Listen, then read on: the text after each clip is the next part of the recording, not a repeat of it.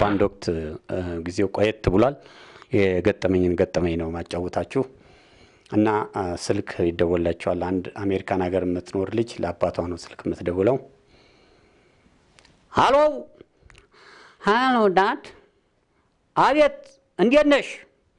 ደህና ነህ ዳድ በቃ እንግዲህ አንዳንድ ጉዳዮች እዚህ አሜሪካን ሀገር ካሁን በኋላ ደብዳቤ ምናምን አትላክልኛ ደብዳቤዎች አይገቡም ለጊዜው ለምን ቢባል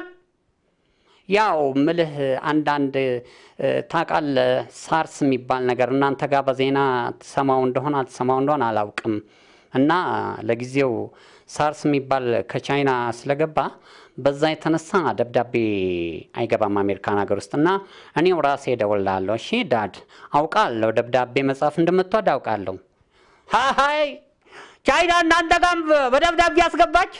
እኛ ጋር እኮ በጫማ አስገብተዋለች